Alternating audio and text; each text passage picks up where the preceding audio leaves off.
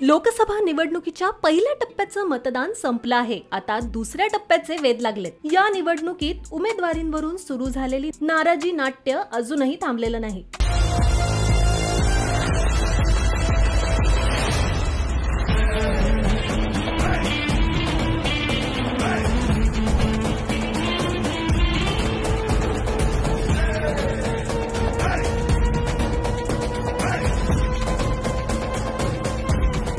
महाविकास आघाडीवर रावेर लोकसभा मतदारसंघाची जागा राष्ट्रवादी काँग्रेसच्या शरद पवार गटाला गेली।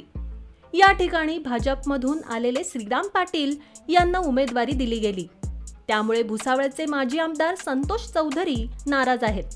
त्यांनी उघडपणे आपली नाराजी व्यक्त केली। त्यानंतर राष्ट्रवादीतील ही खतखत दूर करण्यासाठी राष्ट्रवादी शरद पवार गटाचे प्रदेशाध्यक्ष जयंत पाटील जळगावात दाखल झाले।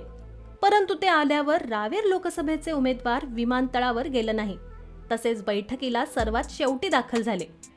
प्रदेशाध्यक्ष जयंत पाटील यांनी एका हॉटेल पदाधिकाऱ्यांसोबत बंद द्वार बैठक घेत आहेत। या बैठकीला राष्ट्रवादी काँग्रेसच्या महिला प्रदेशाध्यक्ष रोहिणी खडसे यांच्यासह पदाधिकारी उपस्थित आहेत। रावेर व जळगाव लोकसभा मतदारसंघाबाबत चर्चा बैठकीत होणार आहे।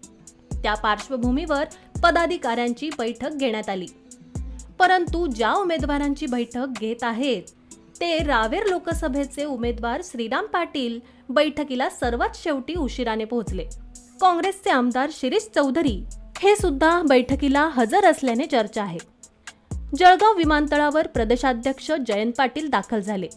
त्या ठिकाणी त्यांच्या स्वागतासाठी इतर सर्व पदाधिकारी पोहोचले। परंतु रावेर लोकसभा मतदारसंघातील पक्षाचे उमेदवार श्रीराम पाटील आले नाही। त्यामुळे राष्ट्रवादी काँग्रेसमधील जळगाव जिल्ह्यातील नेत्यांनी नाराजीचा सूर लावला।